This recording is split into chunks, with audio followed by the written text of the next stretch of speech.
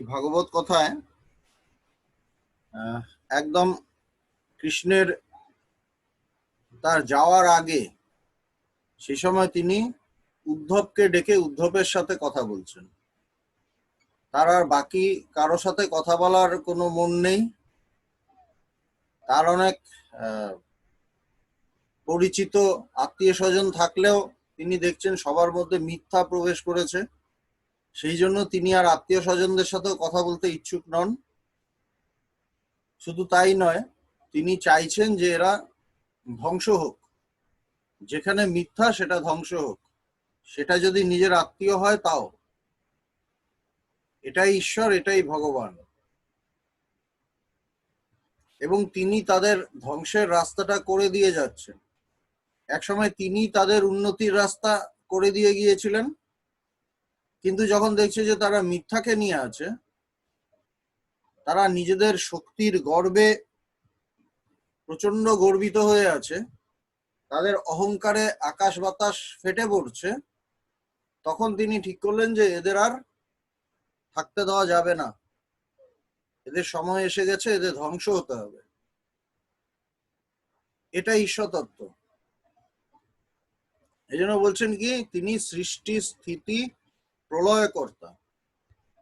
তিনি শুধু সৃষ্টি করেন তা না, তিনি শুধু স্থিতি করেন তাও না, তিনি প্রলয় করেন। যেখানে মিথ্যা সেটাকে তিনি নাশ করেন। এই জন্য বলছে অভ্যুত্থানম অধর্মস্য তদাত্মানম সৃজাম্যহম পরিত্রাণায় সাধুনাম বিনাশায় চ দুষ্কৃতম। বিনাশায় চ দুষ্কৃতম, দুষ্কৃতকারীকে বিনাশ করা, সেটাও ঈশ্বর করেন। তো সেই শেষ সময় যখন কৃষ্ণ তার নিজের মানুষদের ধ্বংস করতে চলেছেন, এবং সেই সময় তার একজনই আছে যাকে তিনি কিছু আধ্যাত্মিক কথা বলে যেতে পারেন, সে জ্ঞানী এবং ভক্ত দুই একজনই আছেন, তো তাকেই তিনি কিছু আধ্যাত্মিক কথা বলছেন। এগুলোই হলো শ্রীকৃষ্ণের শেষ উপদেশ।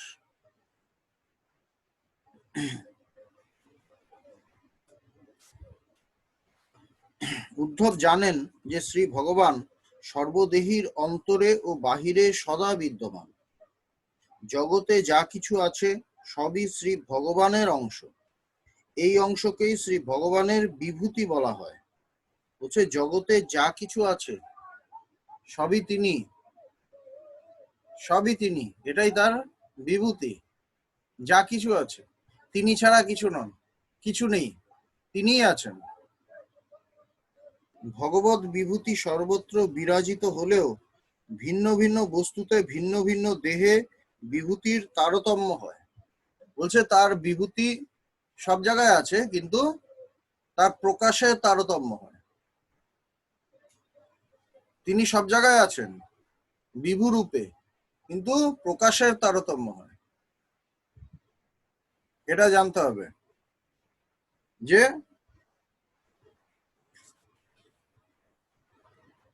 যেখানে সত্যগুণ বেশি সেখানে তার অংশের বেশি প্রকাশ। তিনটা গুণ আছে, সত্য রজ তম। সত্যগুণে ঈশ্বরের বেশি প্রকাশ। সত্যটা কি? সত্যগুণটা হলো প্রকাশ স্বভাব, তার কাজ হলো প্রকাশ করা। রজগুণ হলো কর্মের স্বভাব, ক্রিয়ার স্বভাব, সেখানে ক্রিয়া কার্য দেখা যায়, কর্ম দেখা যায়, ডায়নামিজম দেখা যায়। আর তমগুণ হলো ঢেকে দেওয়া, আবরণ করে দিচ্ছে, ওখানে মানে জড়ত্ব, সেটা হলো তমগুণ। সুতরাং এই তিনটা গুণের মধ্যে যেখানে সত্যগুণ সেখানে ঈশ্বরের প্রকাশ সব থেকে বেশি। যেমন একটা পাথর থেকে হিমালয় পর্বতের বিভূতি বেশি, সমস্ত পদার্থেই যখন ভগবানের বিভূতি বর্তমান, তখন ভগবান বোধে সকলকেই সম্মান এবং প্রণাম করা উচিত। হচ্ছে সবার মধ্যেই যখন ভগবানের বিভূতি আছে, তখন আমাদের কি করা উচিত? সবাইকে সম্মান এবং সবার ভেতরে যে ঈশ্বর আছে তাকে প্রণাম করা উচিত, সবাইকে সম্মান করা উচিত, সবাইকে প্রণাম করা উচিত, কেননা তারা ঈশ্বরেরই এক একটা পার্ট, এক একটা অংশ ঈশ্বরই।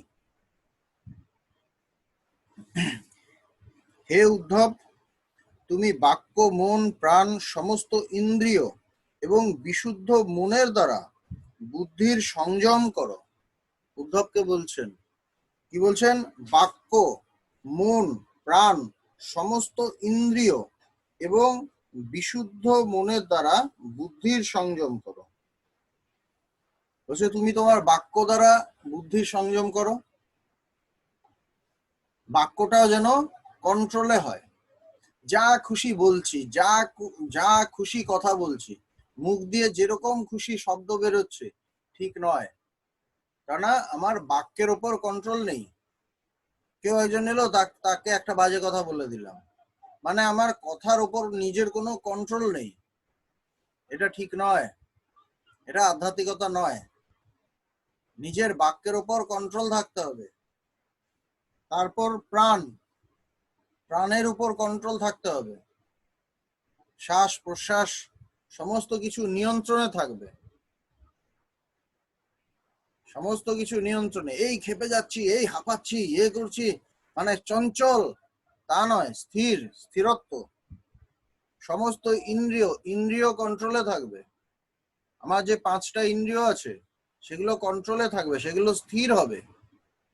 আর বিশুদ্ধ মনের দ্বারা কিভাবে বুদ্ধি সংযম করব? মনটাকেও স্থির করতে হবে।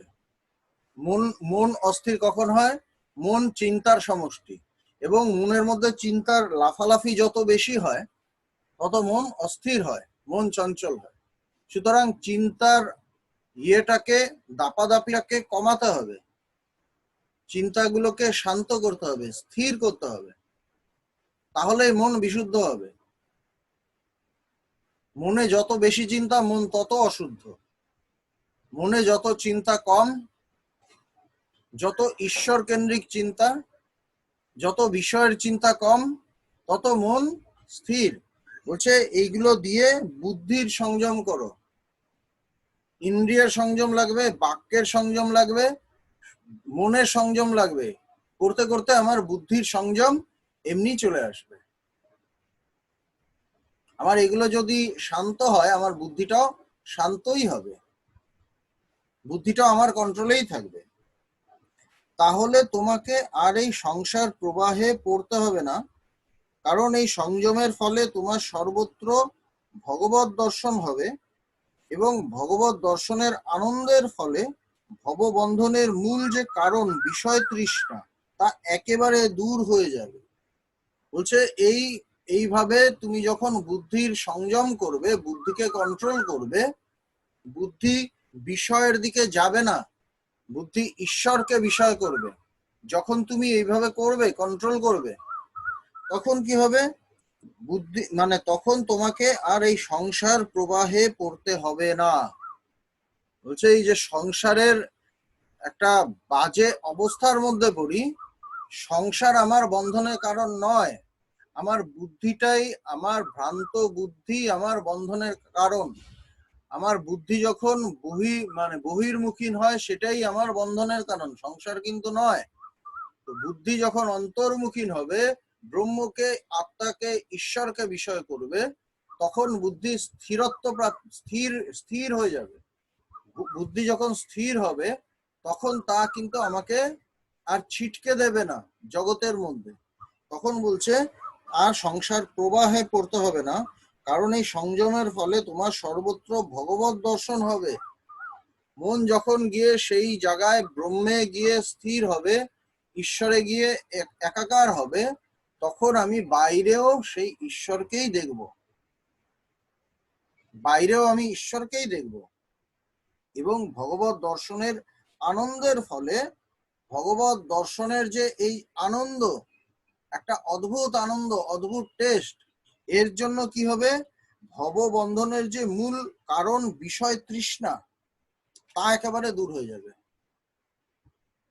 বিষয় তৃষ্ণা, বিষয়ের প্রতি যে আমাদের তৃষ্ণা, বাসনা, সেটা দূর হয়ে যাবে। কেননা বিষয়ের প্রতি ছুটি কেন? আনন্দের জন্যই, সুখের জন্যই। আমি ভাবি ওখান থেকে সুখটা পাবো, কিন্তু যখন ভেতরের থেকে সেই চরম সুখ পাই, চরম আনন্দ পাই, তখন বিষয়ের প্রতি যে টান সেটা দূর হয়ে যায়। কেননা আমরা সবাই মানুষ, সবাই বুদ্ধিমান, সবাই স্বার্থপর। কিরকম স্বার্থপর? আমরা সবাই ভালোটা চাই। আমি ডাল ভাত খুব ভালো খাচ্ছিলাম, হঠাৎ একদিন পোলা, মাংস, বিরিয়ানি খেলাম, তখন কিন্তু আমার আর ডাল ভাত ভালো লাগবে না। তো বিষয়ের প্রতি যে ছোটা, সেটা কেন? আনন্দেরই জন্য, সুখেরই জন্য। কিন্তু যদি তার থেকে অনেক বেশি সুখ বিষয়ে না ছুটে ভেতরে গিয়ে পাই, তখন বাইরের বিষয়টা আমার আর ভাল লাগবে না। তখন আমার বিষয়ের প্রতি যে বাসনা, যে তৃষ্ণা, আমার ওটা চাই, ওটা চাই, ওটা চাই, সব চলে যাবে। বিষয় বলতে সমস্ত কিছু, এক ব্রহ্ম ছাড়া বাইরে যা কিছু আছে সবই বিষয়। আমি প্রচুর ভালো ভালো খেতে চাই, সেটা বিষয়। ভোগ করতে চাই, সেটা বিষয়। আমি প্রচুর টাকা পয়সা, একটা রাজকীয় ভাবে বিলাসিতার মধ্যে থাকতে চাই, সেটা বিষয়। আমি আমার ছেলে মেয়ের থেকে সুখ পেতে চাই, ছেলে মেয়ে আমার মনের মতো হবে, প্রচুর টাকা পয়সা কামাবে, আমাকে খুব শ্রদ্ধা করবে, এটাও বিষয়। পুত্রই সোনা, বিত্তই সোনা, এগুলো সব বিষয়। এ সোনা, এগুলো সব বিষয়ের প্রতি ছোটা। কিন্তু যখন আমি ভেতরে সেই তৃপ্তি পাবো, পরম তৃপ্তি, তখন বাইরের এই ছুটগুলো বন্ধ হয়ে যাবে, অটোমেটিক বন্ধ হয়ে যাবে। এবং বলছেন যে সর্বত্র ভগবত দর্শন হবে, এবং ভগবত দর্শনের আনন্দের ফলে ভববন্ধনের যে মূল কারণ বিষয় তৃষ্ণা, তা একেবারে দূর হয়ে যাবে, বিষয় তৃষ্ণা চলে যাবে। এরপরে উদ্ধবের প্রশ্নের উত্তরে ভগবান শ্রীকৃষ্ণ বর্ণাশ্রম ধর্ম অর্থাৎ ব্রহ্মচারী, গৃহস্থ, বানপ্রস্থী ও সন্ন্যাসীর কর্তব্য সম্বন্ধে বললেন, যাতে তারা প্রত্যেকেই নিজেরা নিজের কর্তব্য পালন করে শ্রী ভগবানে ভক্তি লাভ করতে পারে। এবার কি বলছেন? যে তখন সেই যুগে চারটে মোটামুটি জীবনের পর্যায় ছিল: ব্রহ্মচর্য, গার্হস্থ, বানপ্রস্থ, সন্ন্যাস। জীবনের একটা মানুষের জীবনে চারটে ধাপ ছিল, চারটে স্টেজ, চারটে পর্যায়। বলছেন এই চারটে পর্যায়ের যে এক একটা কর্তব্য আছে, তার চারটে ধাপে যে তার চার রকম কাজ আছে, সেটা তাকে এরপর বললেন। এবং যে বললেন যে যাতে তারা প্রত্যেকেই নিজের নিজের কর্তব্য পালন করে শ্রী ভগবানে ভক্তি লাভ করতে পারে। সুতরাং এক সন্ন্যাস ছাড়া বাকি তো সবারই কাজ আছে। তো বলছে যে এই কাজগুলো করেও ঈশ্বরে ভক্তি লাভ হতে পারে, ঈশ্বর লাভ হতে পারে। ঈশ্বর লাভে এই কাজগুলো কোনো বাধা নয়। আমরা কি বলি, এই সংসারের জন্য পারছি না, এটা কিন্তু ভুল কথা। সংসার বাধা নয়, সংসার বন্ধনের কারণ নয়, আমার বুদ্ধি বন্ধনের কারণ। আমার বুদ্ধি আমাকে ভুল বোঝাচ্ছে, বুদ্ধি আমাকে জগৎটাকে সত্য বলে মনে করাচ্ছে। কিন্তু সেই বুদ্ধি যখন সদ্বুদ্ধি হবে, সেই বুদ্ধি যখন সত্যকে বিষয় করবে, তখন সেই বুদ্ধি কিন্তু মুক্তির কারণ হবে। সেই জন্য কর্তব্য করতে কোনো বাধা নেই, এটাই বললেন। শ্রী শ্রী রামকৃষ্ণ কথামৃতের কয়েক জায়গায় ভক্তেরা শ্রীরামকৃষ্ণকে প্রশ্ন করেছেন, ভগবান লাভ করতে হলে আমাদের কি সংসার ত্যাগ করতে হবে? উত্তরে শ্রীরামকৃষ্ণদেব বলেছেন, না, তোমাদের সংসার ত্যাগ করতে হবে না, সংসারে থেকেই হতে পারে। তবে মাঝে মাঝে সংসার থেকে দূরে কোনো নির্জন জায়গায় গিয়ে ভগবানের স্মরণ মনন প্রার্থনা করে ভক্তি লাভ করার পর সংসারে এসে থাকলে আর কোনো দোষ হয় না। সংসারে বড় লোকের বাড়ির দাসীর মতো থাকবে। বলছে কি, সংসার কোনো বন্ধনের কারণ নয়, তবে মাঝে মাঝে কি করবে, একটু সবকিছু ছেড়ে, সংসার টংসার ছেড়ে একটু কোনো একটা আলাদা জায়গায় গিয়ে একটু কিছুদিনের জন্য একটু শুধু ঈশ্বরকে নিয়ে কাটাবে, সংসারের মধ্যে তো আমাকে সংসারের নানা বিষয়ের মধ্যে দিয়ে থাকতে হয়, যদিও আমার ওটার প্রতি সেরকম মন নাও থাকতে পারে, কিন্তু তাও একটু থাকতে হয়। কিন্তু বলছে মাঝে মাঝে কি করবে, পুরোপুরি শুধু ঈশ্বরকে নিয়ে কাটাবে। এটা খুব প্র্যাকটিক্যাল একটা উপদেশ। কিন্তু তিনি বলছেন না যে সংসার ত্যাগ করে দাও, এটাই তোমার বন্ধনের কারণ, এটা বলছেন না। কিন্তু এটা প্র্যাকটিক্যাল, যে মাঝে মাঝে সব ছাড়ো, সব ছেড়ে দুই দিন দিন তিনেক তুমি শুধু ঈশ্বরকে নিয়ে থাকো, শুধু তিনি, এটার দরকার আছে। আমরা বছরে নানা জায়গায় ঘুরতে যাই না, ছুটি হলো কোথাও ঘুরতে চলে গেলাম, এখানে ওখানে 7 দিন ঘুরে চলে এলাম। সেরকম ভাবে এখানেও একটু ব্রেক নিতে হবে, সংসার থেকে মাঝে মাঝে একটু ব্রেক নিতে হয়, সবকিছু থেকে দূরে। কেননা কাজলের ঘরে থাকলে কালি লাগবেই, ঠাকুরের কথা। আমি যতই ভাবি যে কোনো কিছু দ্বারা লিপ্ত হব না, কিন্তু কখন মন ওটার মধ্যে ঢুকে যায় এটা বোঝা কিন্তু বড় মুশকিল। এটাও একটা ভীষণ সত্য কথা, এটা বোঝা ভীষণই মুশকিল। কাজলের ঘরে থাকলে কালি লাগবেই, সেই জন্য বলছেন যে মাঝে মাঝে সবকিছু ছাড়ো, মাঝে মাঝে সবকিছু ছাড়ো। আশ্রম টাশ্রম এই যে এত আছে, ভগবান তৈরি করেছেন কেন? আশ্রমে এসে সারাক্ষণ ঈশ্বর চিন্তায় কাটানো যায়, সেই জন্য। তো মাঝে মাঝে আশ্রম টাশ্রম গিয়ে একটু থাকতে হয়, বা কোনো মন্দিরে গিয়ে সারাদিন কাটালাম, বা বাইরে কোনো আশ্রমে গিয়ে হয়তো 3 দিন থাকলাম, এটা দরকার আছে। এটা খুব প্র্যাকটিক্যাল একটা উপদেশ, ঠাকুর ভীষণ প্র্যাকটিক্যাল ছিলেন। তো বলছে সংসার ত্যাগ করতে হবে না, সংসার থেকেই হতে পারে, তবে মাঝে মাঝে সংসার থেকে দূরে কোনো নির্জন জায়গায় গিয়ে ভগবানের স্মরণ মনন প্রার্থনাদি করে ভক্তি লাভ করার পর সংসারে এসে থাকলে আর কোনো দোষ হয় না, আর কোনো তখন দোষ হয় না। যখন ওই দই পাতে তখন দুধটাকে মানে স্থির করে রাখতে হয়, নাড়াচাড়া করলে ঠিক ইয়েটা হয় না। সেই জন্যই মনটাকে এরকম স্থির কিছুদিন একটা জায়গায় রাখতে হয়। আর এটা অত সহজ নয়, এটা কিন্তু কঠিন। আমি ভাবলাম আমার তো ঈশ্বরের মনই আছে, আমরা তো সবসময় ভগবানকে নিয়েই থাকি স্বামীজি, হ্যাঁ, কিন্তু দেখা গেল যেই আমি আলাদা করে কোনো আশ্রমে গিয়ে থাকতে যাচ্ছি, তখন গিয়ে আমার শুধু বাড়ির কথা মনে পড়ছে, ও কি করছে, এ খেয়েছে কিনা, বারবার ফোন করছি, তখন বারবার মনে পড়ছে। তার মানে কি প্রমাণ হচ্ছে যে আমি সবসময় ভগবানকে নিয়ে থাকতে পারছি না। এটা খুব প্র্যাকটিক্যাল কথা, কারণ আমি সবসময় তো তাদের নিয়ে থাকি, তাদের মধ্যে যখন আছি তখন ভাবছি যে তাদের চিন্তা তো খুব একটা করছি না, ভগবানের চিন্তাই করছি। কিন্তু যেই তাদের থেকে একটু সরলাম, সঙ্গে সঙ্গে দেখলাম তারাই আমার মনটাকে টানছে। ভগবান যত না মনটাকে টানছেন, তারাই আমার সব থেকে মনটাকে টানছে। সুতরাং এই জন্য বলছে খুব প্র্যাকটিক্যাল কথা, মাঝে মাঝে সব ছেড়ে শুধু ঈশ্বরকে নিয়ে থাকতে হয়। কেননা হাজার হোক জগৎটা সত্য নয়, ব্রহ্ম সত্য, জগৎ মিথ্যা, একদম বলা আছে। বলছে স্মরণ মনন প্রার্থনাদি করে ভক্তি লাভ করার পর সংসারে এসে থাকলে আর কোনো দোষ হয় না। সংসারে বড় লোকের বাড়ির দাসীর মতো থাকবে, বড় লোকের বাড়ির দাসী, সেও ওই বাড়িতে থাকে, সেও সমস্ত সুযোগ সুবিধা, বাড়ির যে বিলাসিতা সুযোগ সুবিধা সেও ভোগ করে। বাড়িতে একটা হয়তো এসি মেশিন লাগানো আছে, সে যখন থাকছে সেও সেই ঠান্ডাটা পাচ্ছে, তাকে বলা হচ্ছে না যে তুই বাইরে গিয়ে বস, এসিতে আসবি না, এটা শুধু আমাদের জন্য, তাকে বলা হচ্ছে না। কিন্তু সে কিন্তু এসিটাকে দেখে তার মানে তার সাথে তার মধ্যে আমি মানে ওটা ওটা আমার এই বোধ আসবে না, আমি আমার বোধ আসবে না। কিন্তু ওই বাড়িতেই আছে, কিন্তু আমি আমার বোধ আসবে না। সে জানে সে ইচ্ছে করলেই বন্ধ করলো, বাড়ালো কমালো পারবে না। তখন মালিককে জিজ্ঞেস করবে, আচ্ছা ইয়েটা কি বন্ধ করে দেবো বা ইয়েটা কি একটু বাড়াবো, মালিককে জিজ্ঞেস করতে হবে।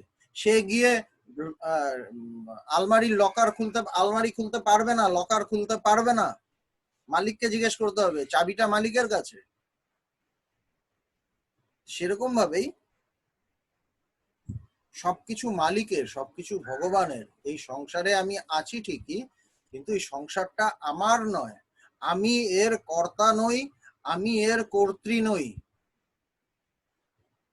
আমি কর্তাও নই বা আমি এর কর্ত্রী নই। কর্তা ভগবান, ঈশ্বর। এই ভাব রেখে সংসার করলে তখন সংসার আর আমাকে বন্ধনের কারণ হয় না। এই জন্য বলছেন বাড়ির বড় লোকের বাড়ির লোক বাড়ির দাসীর মতো থাকবে। সুন্দর কথা। শ্রীকৃষ্ণ বললেন, বিভিন্ন দূর দেশ থেকে আগত পথিকেরা কিছু সময়ের জন্য পান্থ নিবাসে আশ্রয় নেয়। তাদের মিলন যেমন ক্ষণস্থায়ী, সেই রকম স্ত্রী পুত্র আত্মীয় স্বজনের মিলনও ক্ষণস্থায়ী বলে জানবে। বলছে একটা জায়গায় গেলাম, একটা হোটেলে গিয়ে উঠলাম, হোটেলে যখন থাকছি বেশ ভালোই থাকছি, কিন্তু 3-4 দিন পরে ছেড়ে চলে আসছি, তখন আর তার সাথে আমার কোনো লেনদেন নেই। বলছে সেইভাবেই থাকবে। সংসারে আছি বলে সংসারটা আমার নিজের, একদম আষ্টে পৃষ্ঠে সংসারে জড়িয়ে আছি, তাহলে আমি বন্ধনে পড়ব। বলছে সেরকম স্ত্রী পুত্র আত্মীয় স্বজনের মিলনও ক্ষণস্থায়ী বলে জানবে। ট্রেনে করে একটা ইয়ং ছেলে যাচ্ছে, তো সেখানে আরো কিছু ছেলে যাচ্ছে, সবাই মিলে বললো যে এতক্ষণ তো জার্নি আছে, চলো তাস খেলে কাটাই। হ্যাঁ, 4 জন মিলে তাস খেলতে লেগে গেল, এমন ভাবে খেলছে যেন খুব বন্ধু। তারপর যেই ট্রেন মানে যেই এলো, হাওড়াতে নেমে গেল, তখন এক একজন এক এক দিকে বেরিয়ে গেল। আচ্ছা আসি রে, ব্যাস, এরপর আর সারা জীবন হয়তো দেখা হবে না, বেরিয়ে গেল।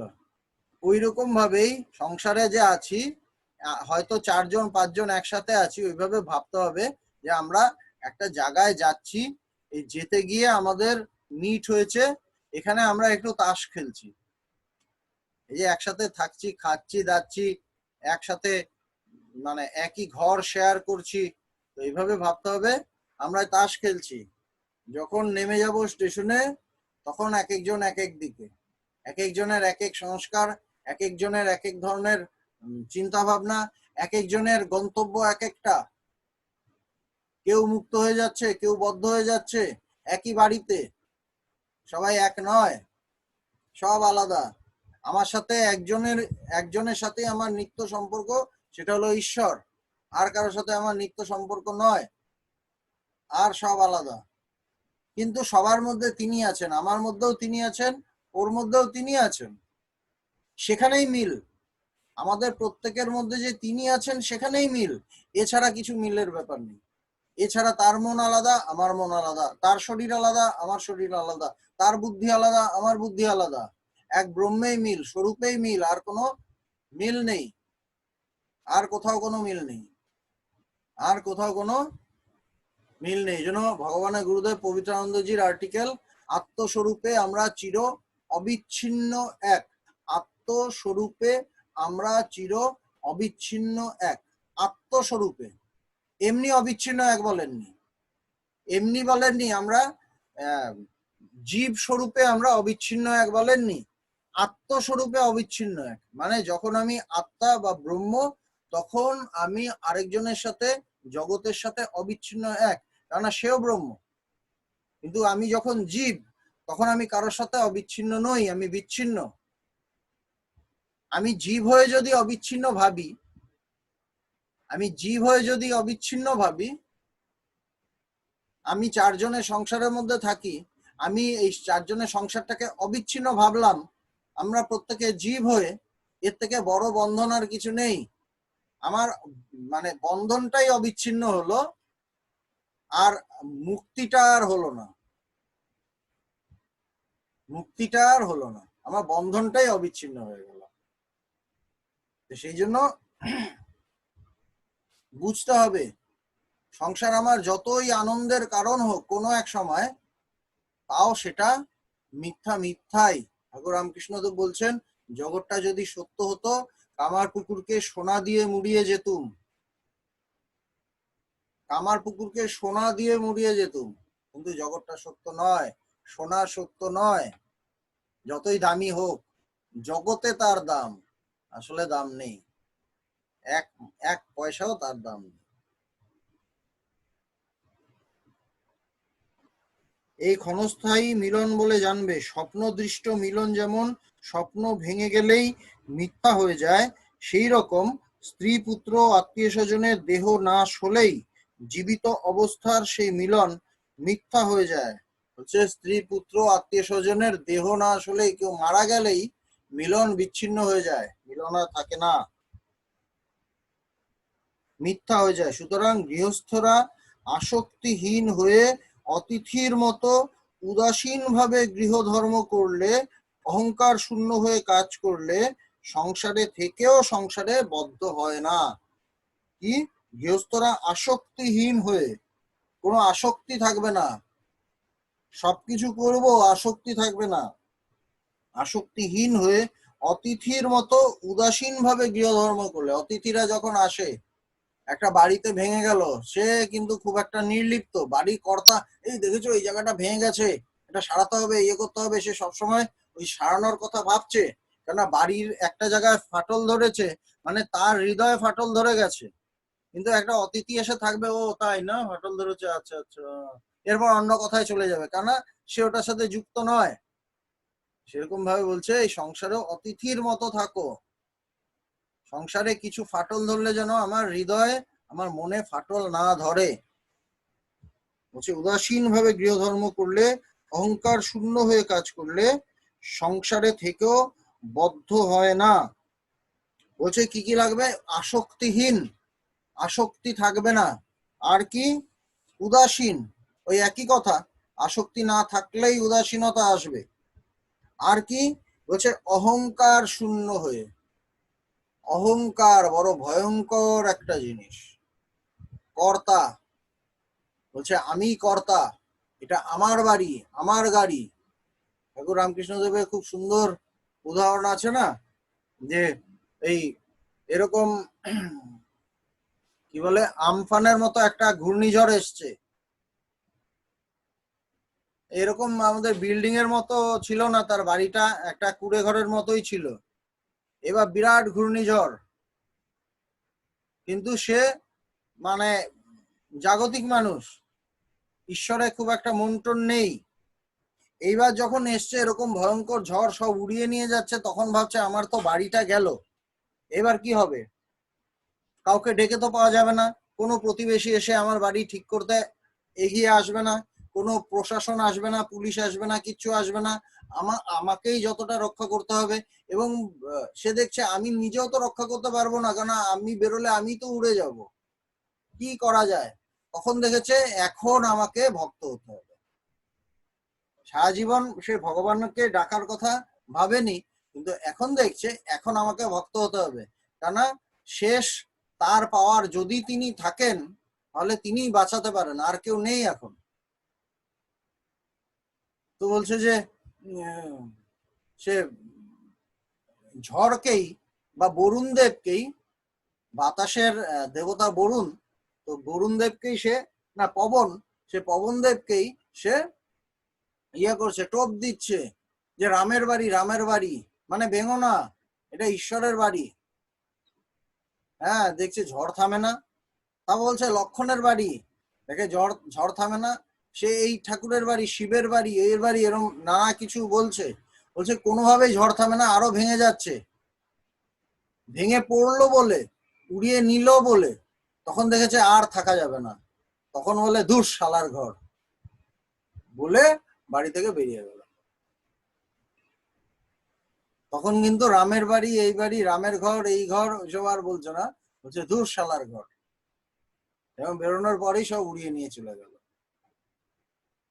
বলছে এইভাবে সংসারে থাকতে হয়, এইভাবে সংসারে থাকতে হয়, কোনো কিছুই সত্য নয়, ভালোবাসতে হয় সত্যকেই। মিথ্যাকে যদি ভালোবাসি আমি কিছু পাবো না, আমার সত্যকেই ভালোবাসতে হবে। মিথ্যা আমাকে কিছু দেবে না, টেম্পোরারি একটু সুখ দেবে, তারপর অন্ধকার, একদম ঘন অন্ধকার হয়ে যাবে। সেই জন্য সত্যকে ভালোবাসতে হয়, সত্যকে পেতে চেষ্টা করতে হয়, সত্যকে পেলে আমি সব পাবো, আমার সব সময় আলোকিত থাকবে, আলোয় আলোকিত থাকবে মন। আমার হৃদয় সবসময় স্থির থাকবে, আনন্দে ভরে থাকবে। ইন্দ্রিয় সকলের বিক্ষোভী বদ্ধ ভাব আনে এবং ইন্দ্রিয়ের সংযমী মোক্ষ।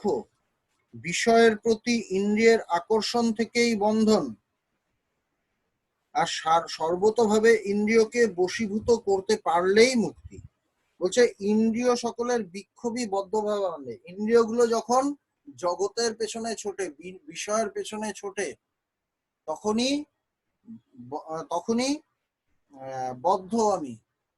কেন? আমার ইন্দ্রিয়, আমি চোখ দিয়ে একটা আমার মনের মতো কোনো একটা জিনিস দেখতে চাইছি, আমি কান দিয়ে আমার মনের মতো কিছু শুনতে চাইছি, মানে অটোমেটিক যেটা শুনতে চাইছি তার উপর আমি বদ্ধ হয়ে গেলাম, তার প্রতি আমি বদ্ধ হয়ে গেলাম। যতক্ষণ না দেখতে পাচ্ছি বা শুনতে পাচ্ছি সেটা আমার শান্তি নেই। এই জন্য বলছে ইন্দ্রিয়ের বিক্ষোভী বদ্ধ ভাব আনে, যখন জগতের পেছনে ছোটে তখনই আমি বদ্ধ। ইন্দ্রিয়ের সংযমী মুখ্য, ইন্দ্রিয় যখন জগতের পেছনে ছোটে না, কন্ট্রোল, তখনই মুক্তির টেস্ট। বিষয়ের প্রতি ইন্দ্রিয়ের আকর্ষণ থেকেই বন্ধন, বিষয়ের প্রতি ইন্দ্রিয়ের আকর্ষণ থেকেই বন্ধন, আর সর্বতোভাবে ইন্দ্রিয়কে বশীভূত করতে পারলেই মুক্তি।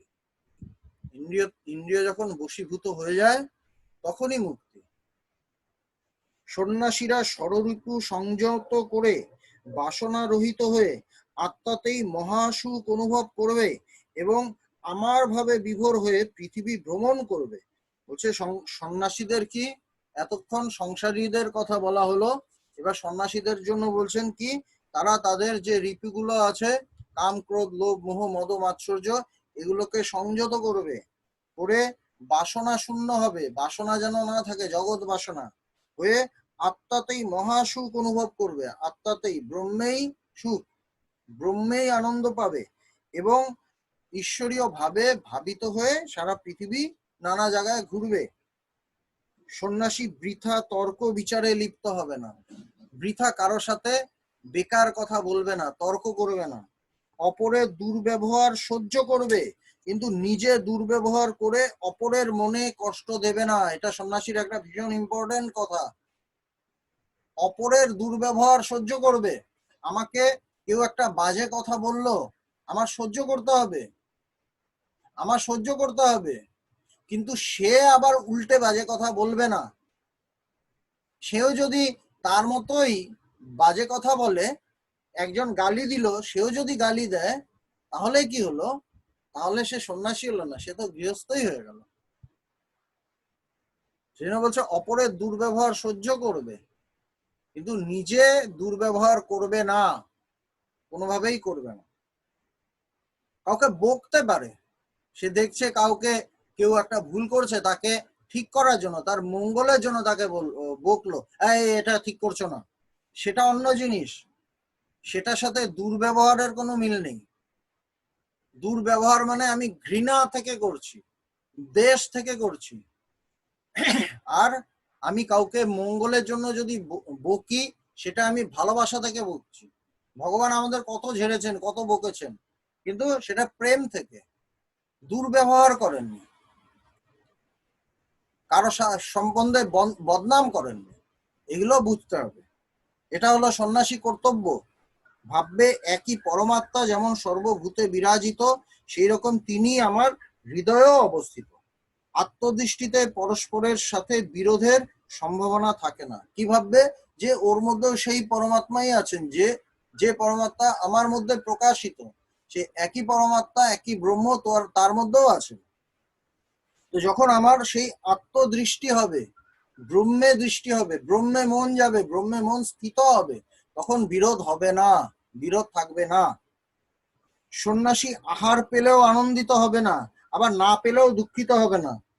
কয়েকদিন লকডাউন গেছে, ভয়ঙ্কর লকডাউন গেছে, আমাদের অনেকেই খাইয়েছে, বিশেষ করে আমাদের সবিতাদি আমাদের প্রচুর খাইয়েছে। এটা খাইয়ে কখনো এটা নিয়ে আনছে, কখনো ওটা আনছে, এগুলো আমাদের করিয়েছে, কখনো শর্মিষ্ঠা বা কেউ। কিন্তু সন্ন্যাসীর কাজ কি বলছে? কেউ আমাকে খুব ভালো ভালো খাবার দিল, তাতেই সে আনন্দে লাফাবে না। তার প্রমাণ কি হবে? তাতে প্রমাণ হবে তার মনটা সেই খাবারে আছে। তার মনটা বিষয়ে আছে। আবার কেউ যদি না দেয় তাতেও সে তাদের উপর রেগে থাকবে না, দুঃখও পাবে না, কোনোটাতেই। দুঃখেষু অনুদ্বিগ্নমনা সুখেষু বিগত স্পৃহা। বলছে যে দুঃখ যখন হবে তখন সে অনুদ্বিগ্ন, আবার যখন সুখ হবে তখন স্পৃহা শূন্য। কি সুন্দর কথা। সন্ন্যাসী আহার পেলেও আনন্দিত হবে না, আবার না পেলেও দুঃখিত হবে না। জীবন ধারণের জন্য ভোজ্য বস্তুর প্রয়োজন, আর আত্মচিন্তা আত্মতত্ত্ব চিন্তার জন্য জীবন ধারণের প্রয়োজন। সুতরাং সন্ন্যাসী জীবন ধারণের জন্য ভিক্ষা করবে। বলছে যদি সে খাবার দাবার না পায়, তার বেঁচে থাকার জন্য খাবার দাবার দরকার, যদি একদমই না পায় তখন সে ভিক্ষা করবে। বলছে জীবন ধারণের জন্য ভোজ্য বস্তুর প্রয়োজন, আর আত্মতত্ত্ব চিন্তার জন্য জীবন ধারণের প্রয়োজন। জীবনটাকে রাখার জন্য আমাকে খেতে হবে, আর যদি জীবনটা থাকে তখনই আমি আত্মচিন্তা করতে পারবো। কেন আত্মচিন্তা করব? কেননা আত্মাই সত্য, ব্রহ্মই সত্য। আমি সেই জন্য ব্রহ্ম চিন্তা করব। ঈশ্বরই সত্য, ঈশ্বরই বস্তু, ঠাকুর বলছেন। সেই জন্য আমি ঈশ্বর চিন্তা করব, অন্য কোনো কারণে নয়। আর সেই জন্য শরীরটাকে আমাকে বাঁচিয়ে রাখতে হবে। ভগবান বলছেন খেয়াল রাখতে হবে শরীর, মিনিমাম যেটা করার সেটা করতে হবে। কিন্তু আমি যদি একদম ভোগ বিলাসের ডুবে যাই একজন সন্ন্যাসী হয়ে, সেটা ঠিক নয়। সন্ন্যাসীর কাজ এখানে বলে দিলেন যে প্রথম সে সবসময় ঈশ্বরে থাকবে, সবাইকে আত্মরূপে দেখবে, কারোর সাথে সবার দুর্ব্যবহার সহ্য করবে যদি সে দুর্ব্যবহার করে, আর সে নিজে কারোর সাথে দুর্ব্যবহার করবে না। আর খাবারের জন্য লালায়িত হবে না, ভালো খাবার মানে কেউ খেতে দিচ্ছে তার জন্য লালায়িত হবে না, খেতে যদি না পায় তার জন্য দুঃখিত হবে না, ভিক্ষা করবে। কেন? তার টার্গেট শুধু ঈশ্বর ঈশ্বর ঈশ্বর, ভগবান ভগবান ভগবান। ঠিক আছে, ভালো থাকবেন সবাই। আর তো লকডাউন, ভগবান তো এর মধ্যেই হয়তো